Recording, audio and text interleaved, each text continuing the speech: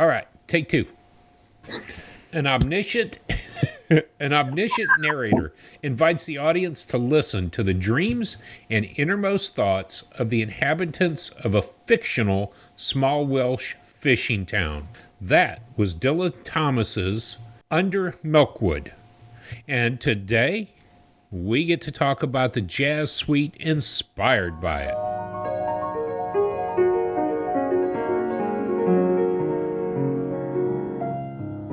Welcome back to the channel, everybody. Hey, welcome back. Greetings, y'all. Hey, it's good to be together. Yeah, it's good to be together again. Like being on the road again. Yes.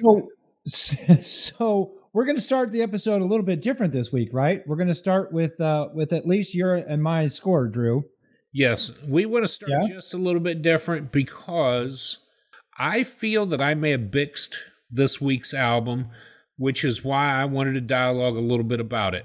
So, with that being said, Matt, where did you rate this almost a year ago? Almost a year ago, I landed at a hard 5. This album for me, and we'll get into the dialogue here in just a little bit, but for me, this album landed right in the middle.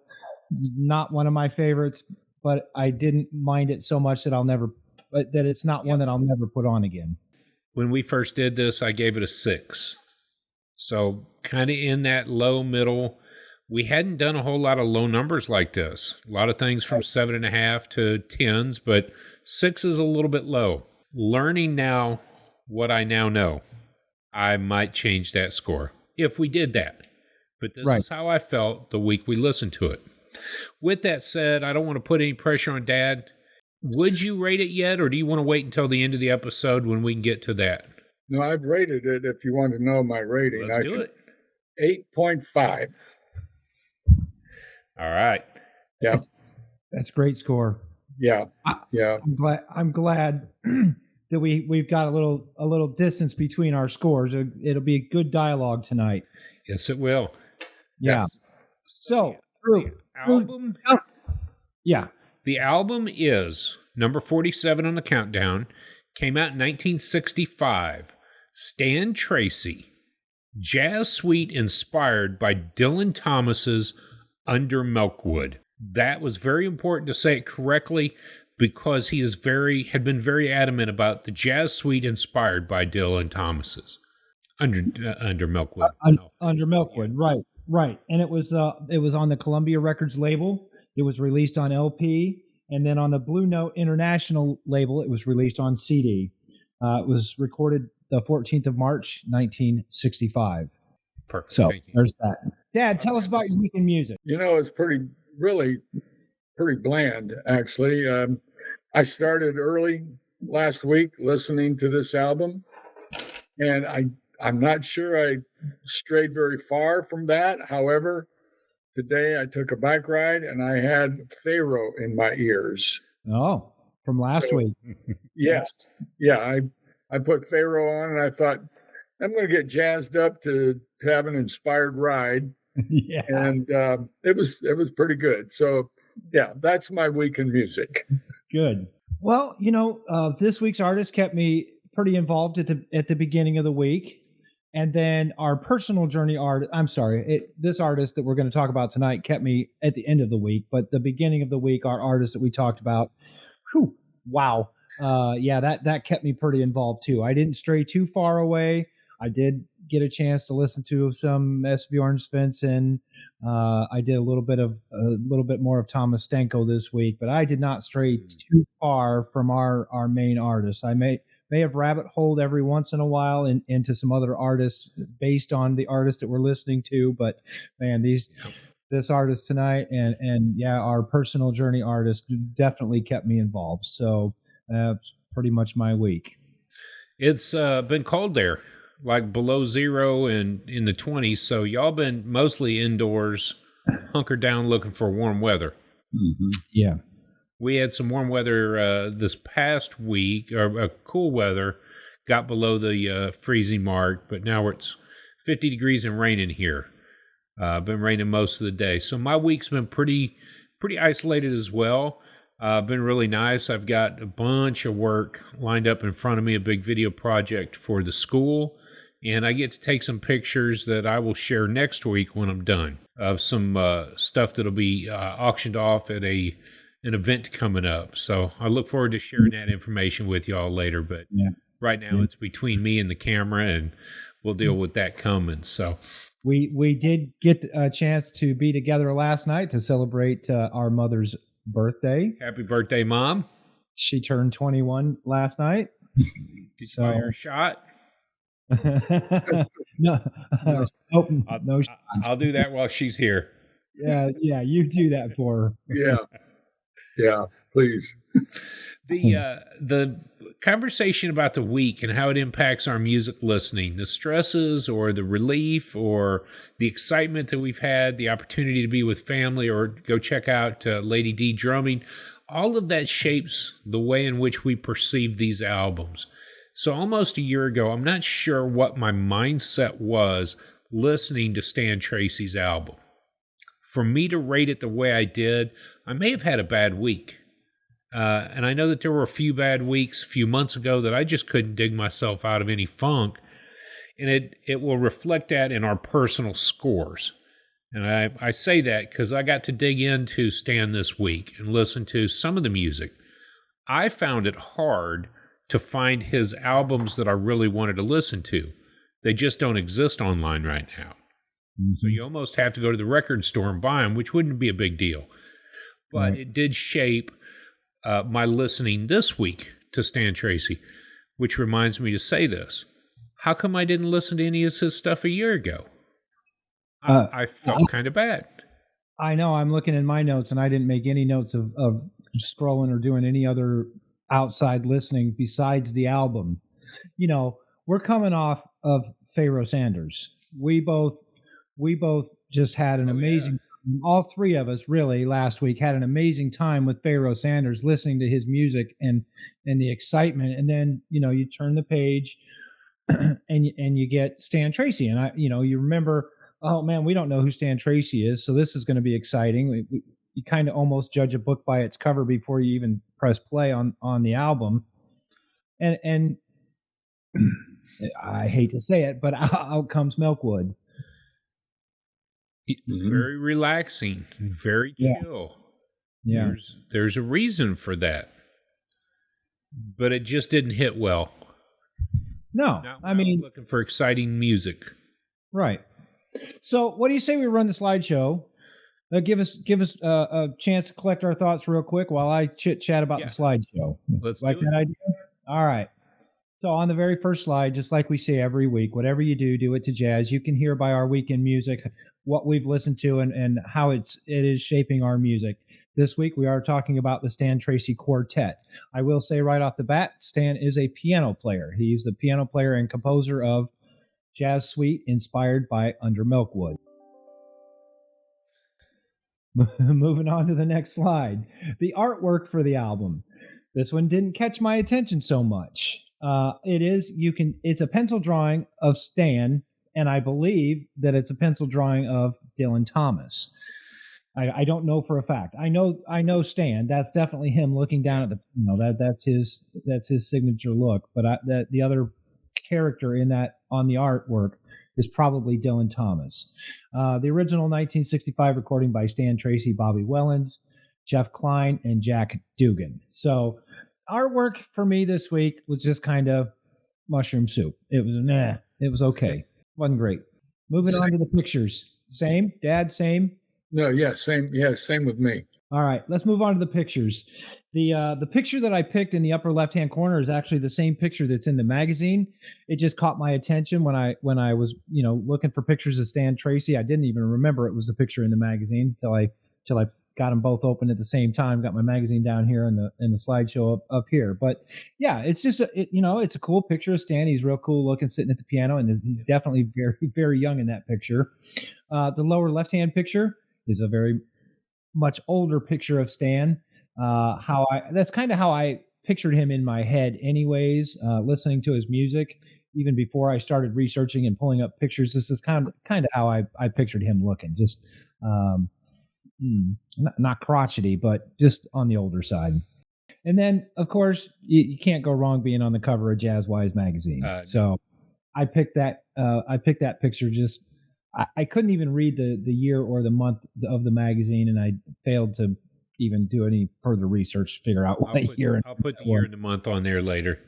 Perfect. But yeah, I couldn't read it on the picture, but I thought it was a good picture of Stan. It captured his image real well. If you look in the upper left-hand corner just by his cheek, in red it says War Stories. Mm-hmm. And we'll touch on that YouTube here in a little bit, a video we all watched. But I think it's interesting, the War Stories and Stan Tracey. 70 years of the front. Yep. So, awesome. I love those pictures. Yeah, thanks. Moving on to the next slide, the jazz lingo for the day. This week, I picked harmonic rhythm. Harmonic rhythm is a term that refers to when chord changes occur on strong beats of a measure. So beats 1 and 3. 1, 2, 3, 4. 1, 2, 3, 4. 1, 2, 3, 4. 1, 2, 3, 4. Listening to the harmonic rhythm when the chord changes occur can be a great help when transcribing solos. So I don't transcribe solos, but it did help me listen to the music a little differently this week, listening to the strong changes of the chords on the strong beats, listening to the changes of the chords on the strong beats. So yeah, that's lingo for the day, harmonic rhythm. Cool? That is cool. Good. Cool. Let's move on. Where you can get it. This week's album can be found on iTunes, Amazon Music, Spotify, YouTube Music, LP, and CD. And yes, I did check all of those sources. You can buy the LPs and CDs from Discogs. Spotify, I just jumped on quick. I don't have a Spotify account, so I just jumped on to make sure that the music is there. Put a quote on that slide. When speaking on jazz, Stan said this: "It's my only interest, really. It's one long voyage of discovery." I love the quote because it's our journey as well. Yep. You know, we've talked about our journey from the very beginning. This is our jazz journey. This is how we jumped into it, and I believe it's going to be a lifelong, rest of my life journey, learning about and listening to jazz. So, love the quote from Stan. All right, let's move on to the information slide. We'll get through this quick. Stan Tracey was born in 1940 and he passed away in 2022. That made him 81 years old. The influences are listed right on the top of his wiki page: Duke Ellington and Thelonious Monk. And, you know, his playing style kind of, I hate to say it mimics both of them, but it kind of really resembles. You can pick out definite influences of Ellington. You can pick out definite influences of Monk in his playing style. He's got 55 albums as a leader and 33 as a sideman. So 88 total to listen to in his collection. Whew, man. You want to talk about a rabbit hole. And like you said at the beginning of the episode, it's hard to find some of those on digital. Yes. So yeah. The genre that I listed, just jazz. I mean, it's just straight jazz. He did some big band work. He did some bop work, some hard bop work. But this album, Under Milkwood, jazz. Few facts about Stan. He was entirely self-taught on the piano. So, never had a teacher. Miss Gershmill would have probably banged the piano closed on his hand, listening to him practice. Right? But entirely. And no lessons in composition or any of it. No. And self-taught on the accordion. On the accordion, yep. On the accordion is actually his first instrument that he learned. So that's in the known for a few facts too. It was his first instrument, and he actually became a pro musician at the age of 16 playing the accordion. So I just found that interesting. You know, I don't think he had a terrible home life. He didn't get kicked out of home or anything else. He just wanted to be on the road and play music. So that the accordion allowed him to do that. So, Dad, you were going to say something. Yeah, by the way, your Aunt Barb, when she was a middle school kid and early high school, she had an accordion and she was able to play the accordion. Back then, back then the music with the accordion was primarily polka. Polka, yeah. Polka, Yep. polka. There you Yeah, go, you Phil. can imagine. Well, and with the accordion, it would be a tough instrument to learn. It'd be a tough instrument to play. You got a lot of stuff going on with your hands, keeping the air moving and moving your right fingers and your left fingers. And man, it would just, so I have a lot of respect for learning the accordion. That's pretty cool. Thanks for that fact, Dad.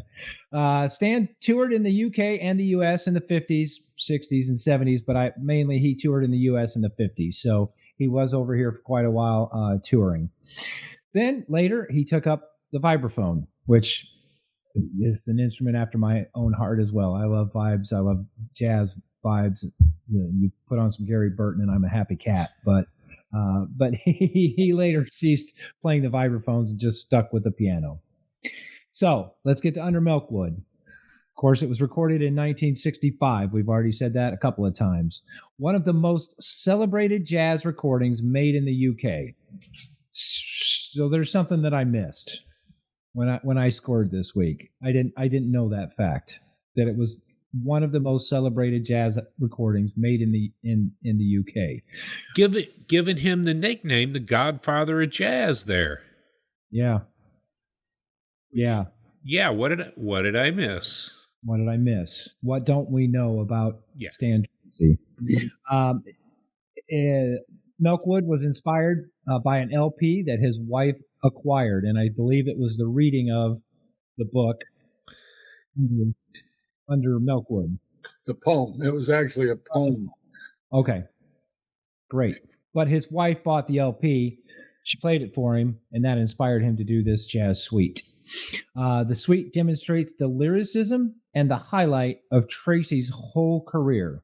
So the lyricism, the way the songs flow, the way that he writes it and composes it, it demonstrates pretty much what the bullet point says, his whole career.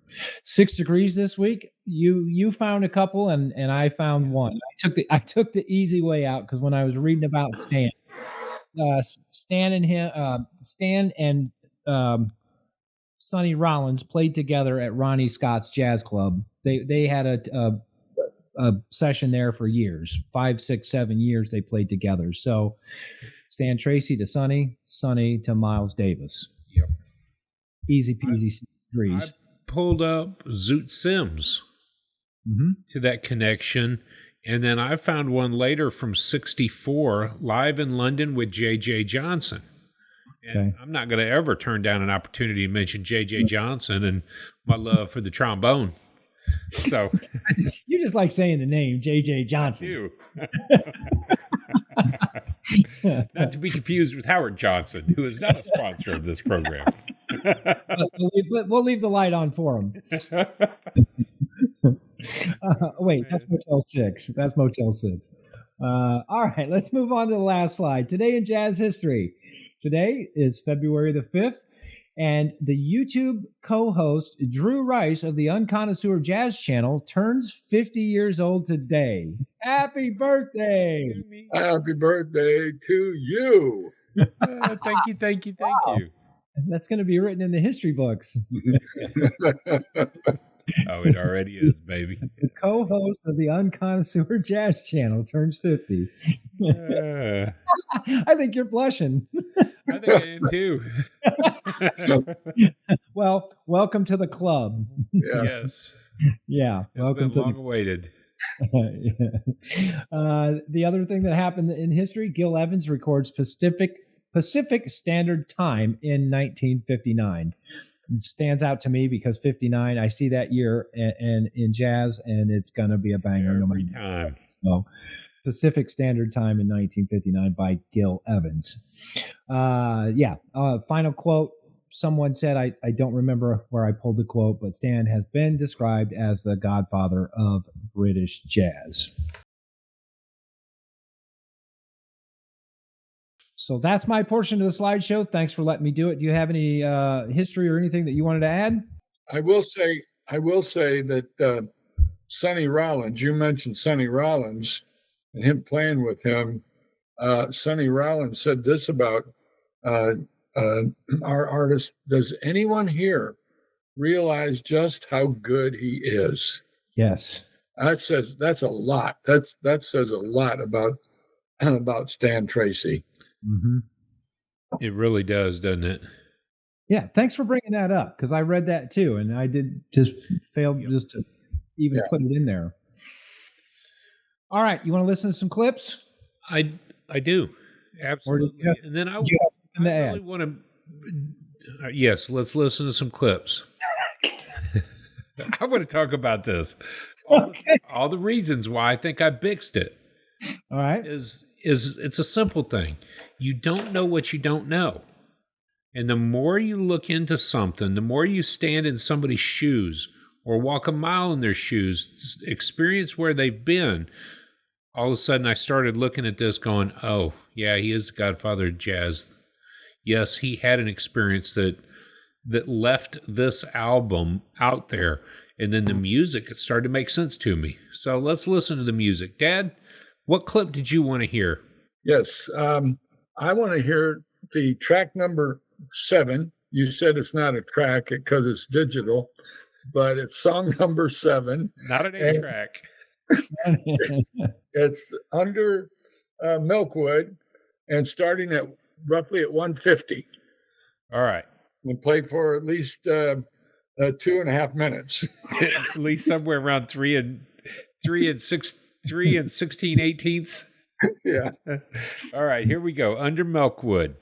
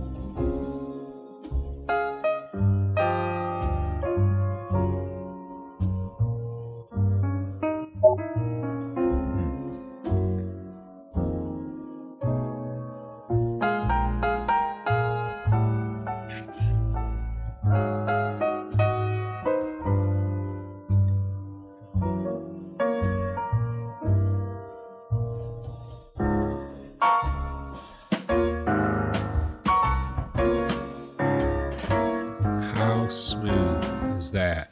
Mm-hmm. Did you like that? I did, and I'll tell you, it totally reminds me of Monk. Right there at the end of that solo, he's got the 2 notes that are right next to each other that almost sound, well, they're dissonant. They're not harmonic notes; they're dissonant notes, and he'll play those, and then he'll bang his left hand, bump, blink, bump, kind of like Monk, and you can totally tell that Monk had an influence on him.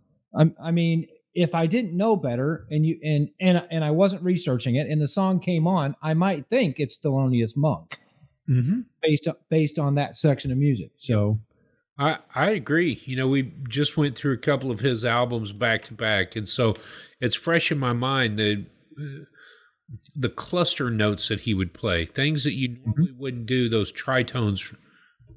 Yeah, sorry, I went into that tangent there. It's tension notes. Yes. To come to something a little bit more smoothing, easy listening. And to resolve that tension. Quick resolve, too. Yeah. What, Dad, you picked that clip. What stood out to you? What were some things that really stood out? I like this kind of music that has a particular soft and easy flow to it. It's not rushed. It's not harsh. It just seems to be relaxed. However, it is somewhat melancholic, which that's okay. You know, there are times when we need to hear that kind of music just to soften us, to soften our spirit, to soften our soul, so we can do a little bit more introspection. Okay, and that's what this piece did for me. Yeah. Wow. Yeah. Great descriptive words. Yeah. Melancholic, and it, you could totally feel that way when you listen to it. Yeah, but you're not stuck in it.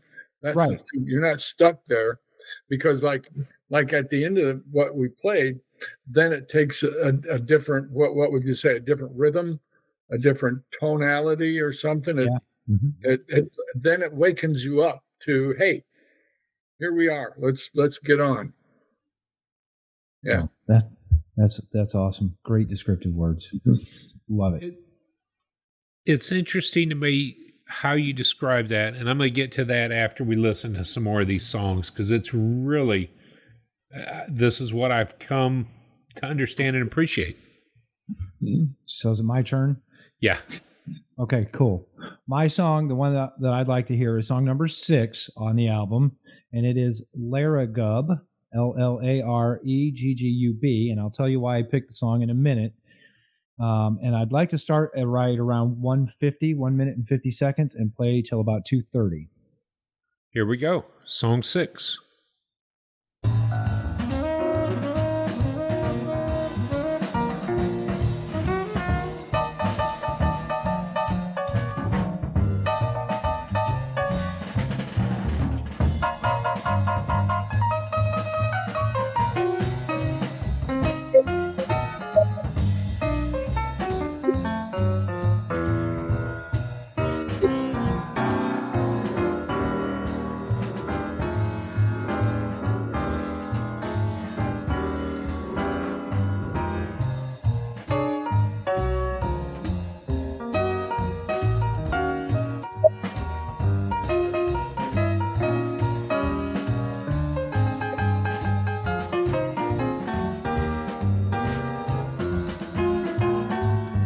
I would keep it going.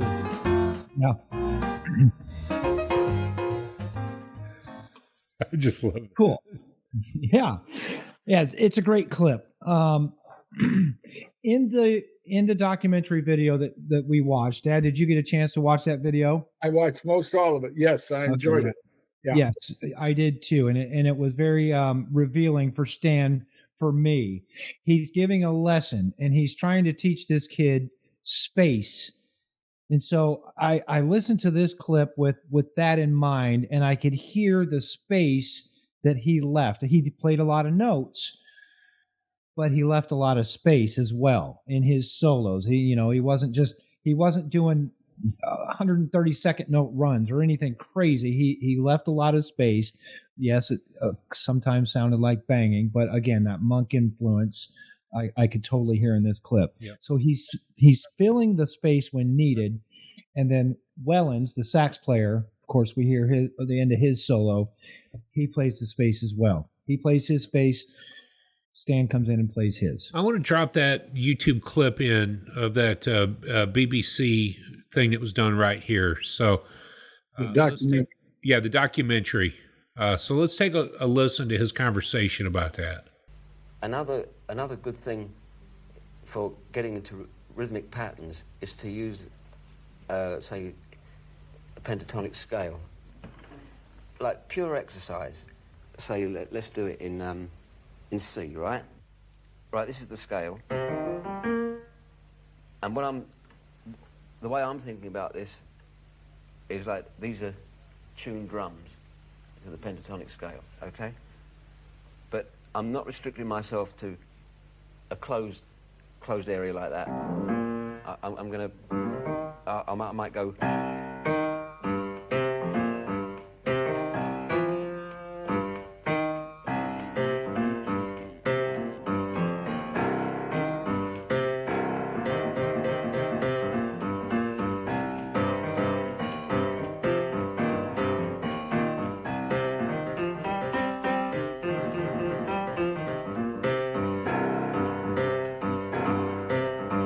While I'm on this bit, I know I'm filling it out quite a bit. I think you should be also aware of the value of space. Okay, now I'll do the same thing again, using more space. Here we go.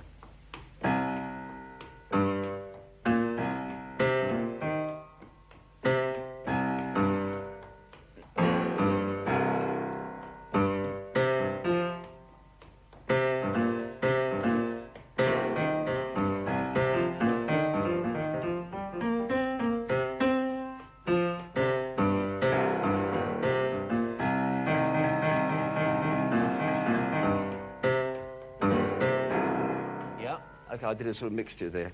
Some space, some busy. Just, is that tempo okay for you? Yeah, fine. All right, just have a little probe around on that, see how it feels.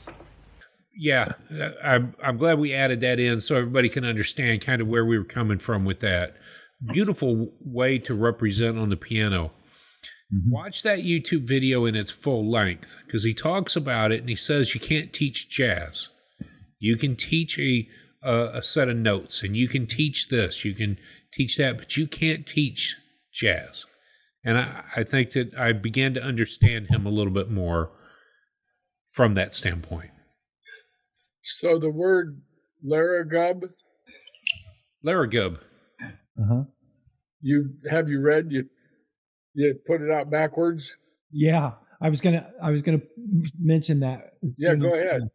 Well, Sonny Rollins and Horace Silver and Dylan Thomas under the Milkwood, were fond of backwards spellings. So this song, Laragub, is a backward spelling of an English term called bugger all, which means forget it all. Forget it. Mm-hmm. There's another F word that you could use in that place, but bugger all, just forget it. I'm going to add that into my daily dictionary, bugger all. Bugger all. Yep. You're working on a bike and you scrape your finger and it starts to bleed. Bugger all. You've probably heard people say bugger. Bugger. Yeah, bugger. Yeah. Now you can add to it, bugger all. Bugger all. But yeah, that's in the Penguin Guide to Jazz. I pulled that up right before we started recording tonight, and I was reading through Penguin Guide like I normally do, and I found that. So yeah, that was my clip. Thanks for playing my clip. The funny part is when we get ready to record, you and I in the last few weeks have come up with, I want this clip. And tonight we did the same. And I said, well, I actually wanted to listen to this particular song. And I was going to start a little bit earlier for a different reason. But this particular song for me that I'm going to play, this would be I'd Lost My Step in Nantucket. Song number 3. And I originally was going to start it at the beginning. You had said 45 seconds, but at 45, it kind of gives me the same song, but it adds a little bit to what I would have said. And then I want to talk about why. So here we go. I'm going to start at 42 seconds roughly, because that's where I'm going to set up for right now. So we'll start with that.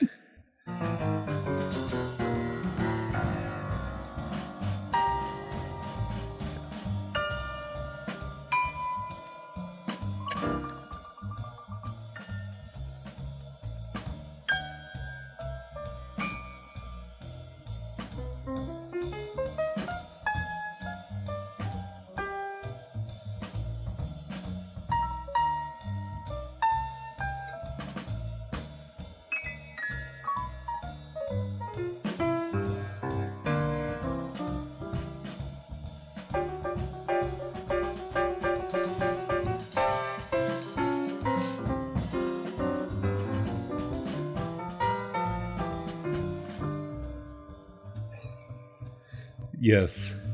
Yeah. And I want to add this in real quick. This is just the first 5 seconds of that song. Yes, I'm going to pull a dad and go, I want 2 clips. The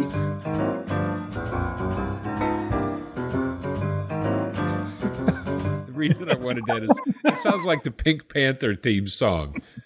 And I wrote it in my notes before we even talked about it. Oh man! Did you get Pink Panther, Dad, out of that? Oh yeah.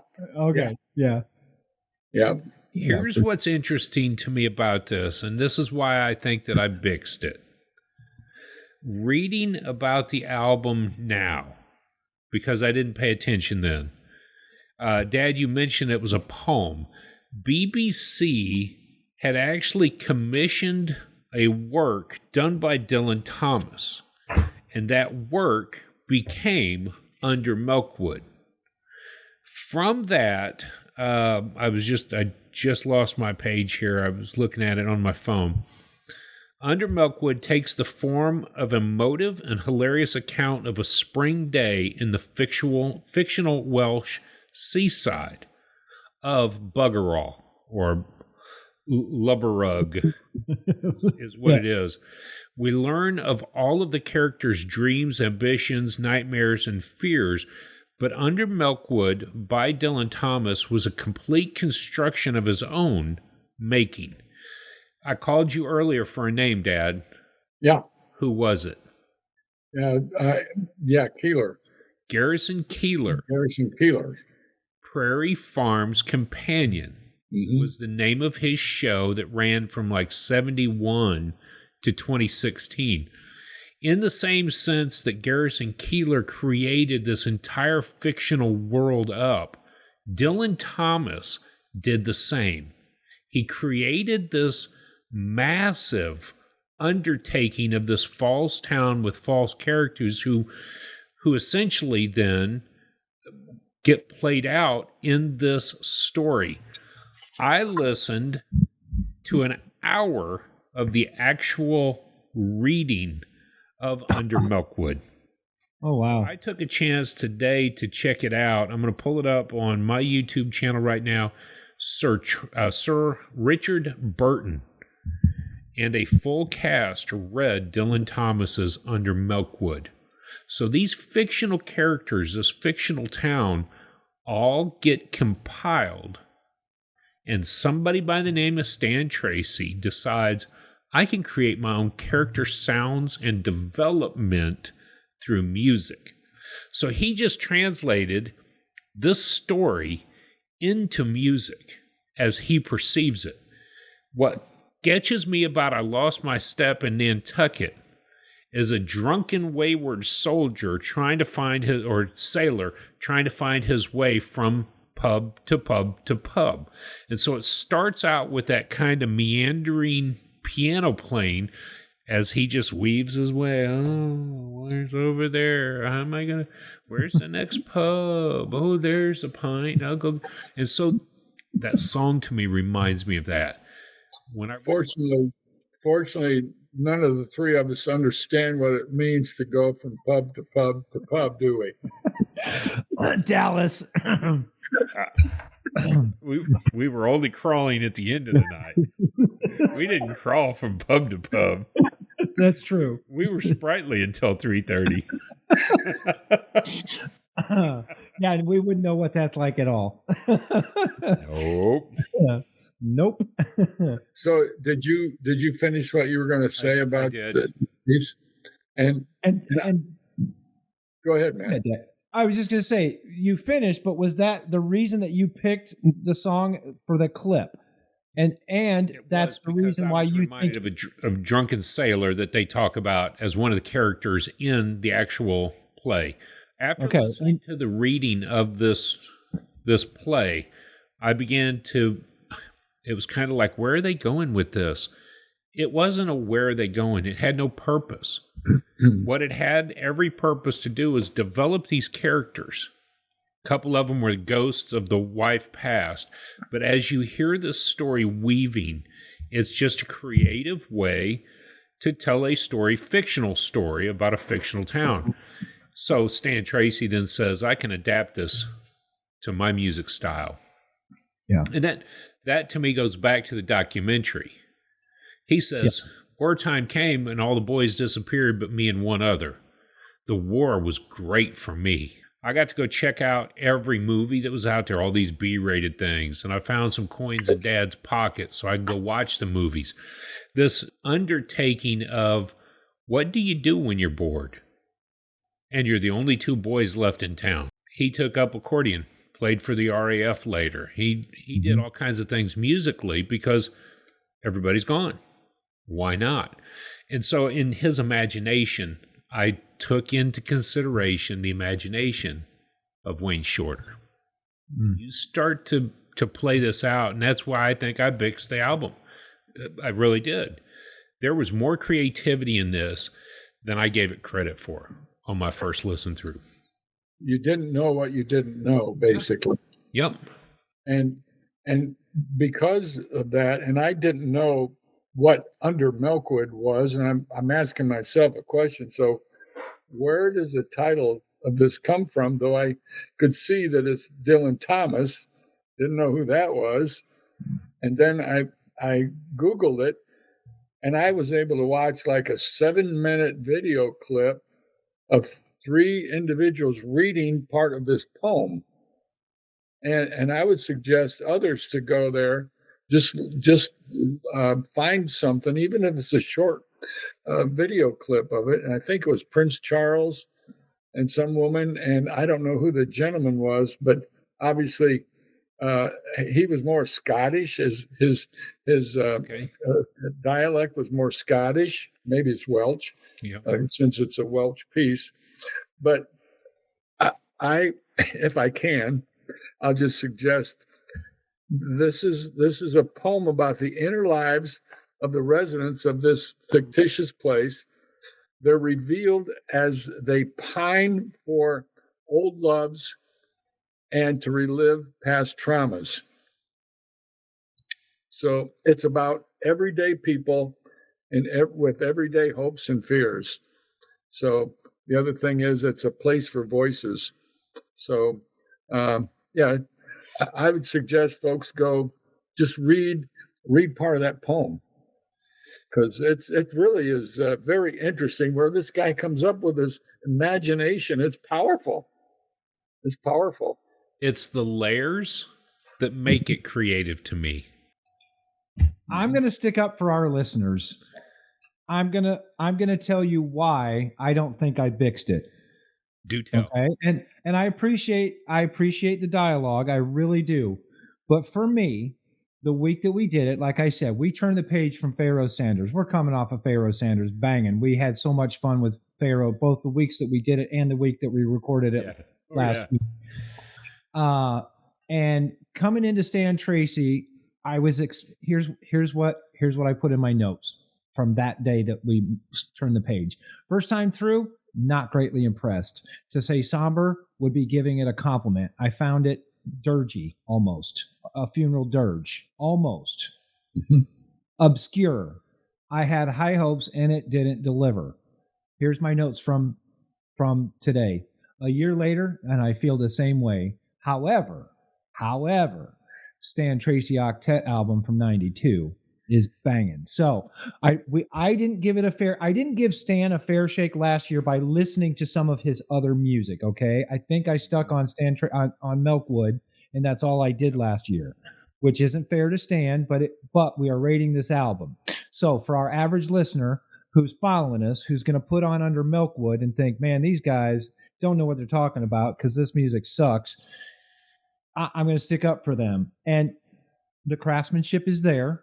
The awareness is there. The creativity is definitely there. The spirit. But the emotion for me this week, that's the reason why I don't feel like I bixed my score. Because it doesn't move me.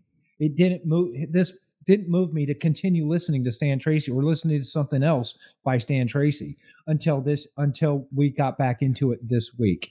And for an average listener who's following along in the magazine and listening to our episodes, if they didn't hear this dialogue and they're only listening to the album, they'd think, yeah, this Stan Tracey's just okay. It's just, but Dad had a different point of view. He rated his at an 8 or 8.5. 8.5.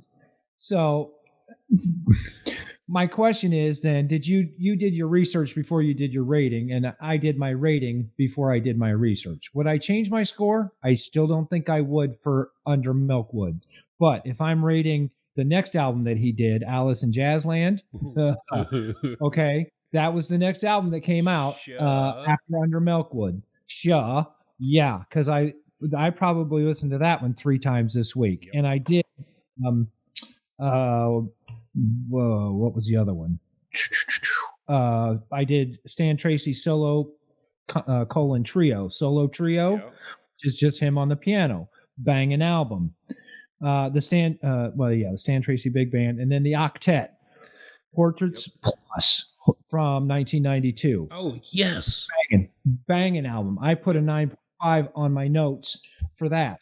Now, after watching the documentary and learning about Milkwood, it does give me a greater appreciation for the album. But as an average jazz listener who's going to put the album on because we said so and listen to it the week, I don't know. I don't know. I'm sticking with I didn't fix the score at a 5.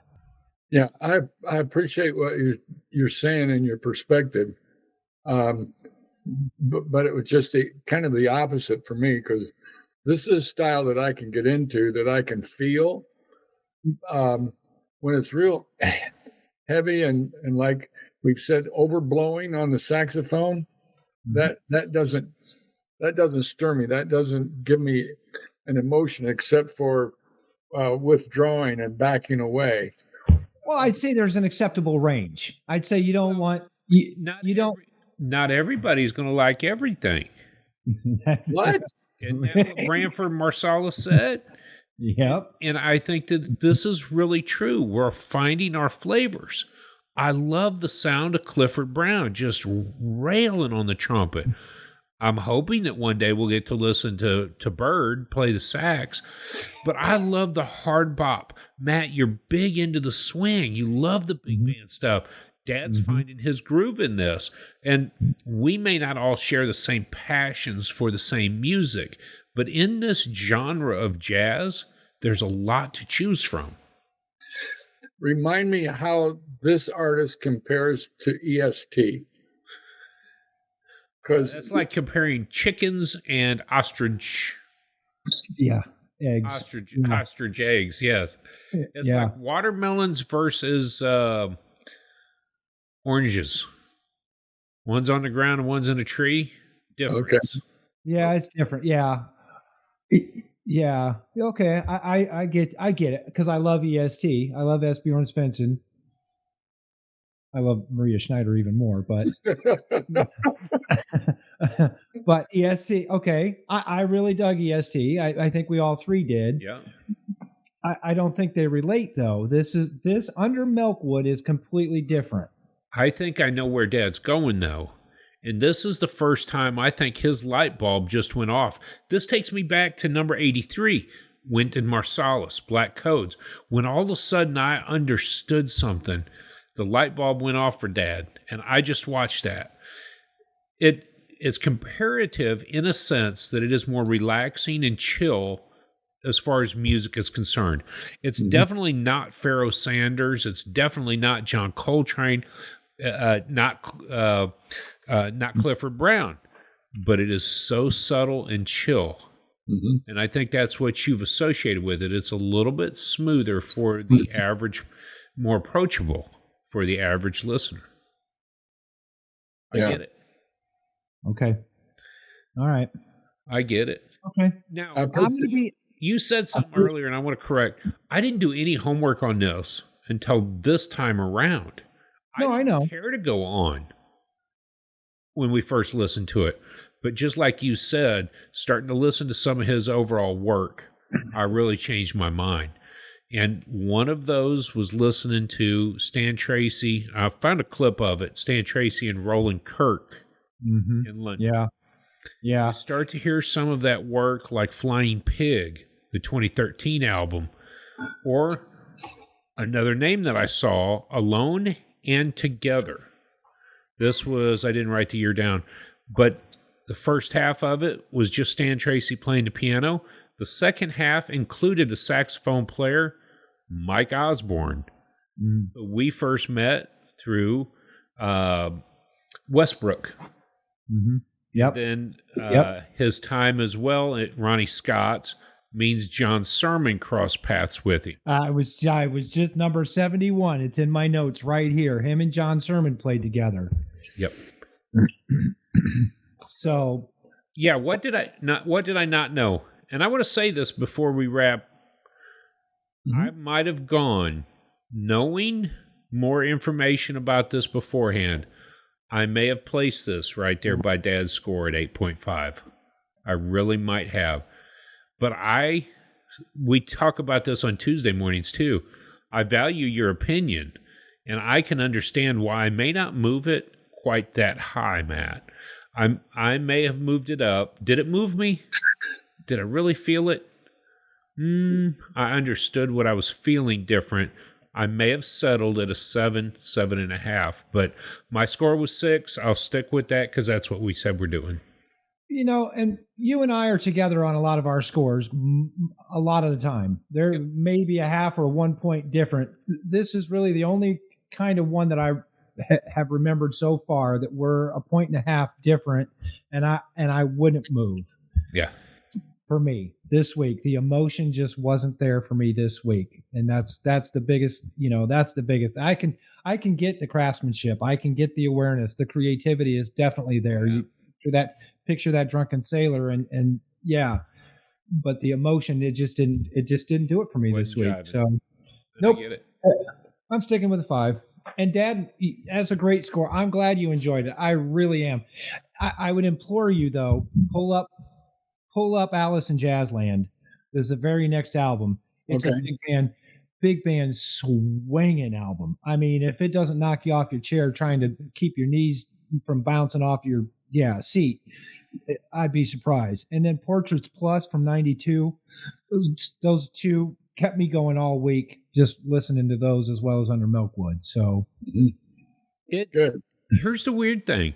Not another bad album. You can go and find so much beautiful music from Stan Tracey. And that's what I think I missed. Yeah. What an artist. Mm-hmm. What a pianist. What a composer Stan Tracey was. And I don't feel like we're bixing Stan. I don't feel like I'm bixing, but Under Milkwood. All right. I got to remember that we're rating Under Milkwood and not his entire work. So yes, I did enjoy a lot more by Stan than Under Milkwood. I anticipate that the listeners will appreciate the dialogue we've just had comparing tastes. And because everybody has their own style, their own taste, their own interest in jazz and music in general. So I think it speaks volumes to the variety of jazz music that's out there. Yeah. Yep. And that leads me to this. Talking about styles of jazz out there. Matt, would you like to tell us what is number 46? Yes, I would. Yes, please. He's getting giddy about it. Look at I'm even drinking decaf tea tonight. So number 46. Well, I'll say it again. I say it every week. We're using the Jazz Wise magazine's top 100 albums that shook the world. Our list is from 2022. Number 46 on the countdown, Dizzy Gillespie. The album is Sure Enough. It was released on the Music Craft. You're getting dizzy there? I'm getting dizzy there. Sure Enough, released on the Music Craft label on CD. It was recorded in 1945 through 1946. I mean, you got Gillespie, you got Charlie Parker and Sonny Stitt, you got Dexter Gordon, James Moody, Milt Jackson on the vibes. Come on, I said even tonight how much I love the vibes in jazz. Getting to hear Milt Jackson again, yes, please. Those are just some of the names on the album. Yep. Sarah Vaughan on vocals. Come on. Dizzy Gillespie, Sure Enough. I was just going to get yeah, let's go Dizzy, baby. Let's go Dizzy. Look out. He's going to start blowing his microphone up in our ears. Make sure you get Dizzy Gillespie, Sure Enough, at least Sure Enough in your ears this week, and come back and join us again next week for our discussion about Dizzy number 46. Absolutely. I'm going to take this time to update some information on this episode. If you're like us, you're going to struggle to find this particular album available online. We have chosen to go to the album Odyssey by Dizzy Gillespie, which is available on iTunes, YouTube Music, and Spotify. The Odyssey album tends to be about 3 hours long, but it will have many of the same songs as the album Sure Enough. So please enjoy some Dizzy Gillespie this week. And back to the episode we go. I failed to mention, and I wrote it in my notes. Sorry about that. But Stan Tracey was not on the 99 list. He was number 69 in 06. So he has jumped considerably down to 47 on the 2022 Yes. list. That's Stan Tracey. So I forgot to mention that. Sorry. Okay. So I have a challenge for y'all this week. Since we're going to listen to Diz, and in the pictures in the magazine, he's got a straight bell trumpet. It's not bent. I want to know what the folklore is, how he got the bent horn. Tell me if you can find a story about that. Yeah. For next week. All right. I'll find a story. Hey. Cool. Thanks, Cool. everybody. Why don't you tell them where they can find us? Well, as always, baby, you can find us at theunconnoisseur.com at the website. Check us out on the email. Drop us some comments there, or just tell us we're buffoons there. theunconnoisseur@gmail.com. Let Dad know his Ohio State stuff's looking good there. Matt, TikTok, The Unconnoisseur. I will be starting some shorts again at YouTube, so keep an eye on that.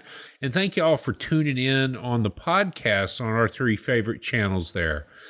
I just updated the podcast feed today. You got 10 brand new episodes to listen to on the podcast. That's 10 hours of brilliant conversation from the Unconnoisseurs. That's right. Good deal. Hey, All right. Have a great week. Thank you so much for tuning in. Yep. Thank you. Bye. Bye, Felicia. Bye, Felicia.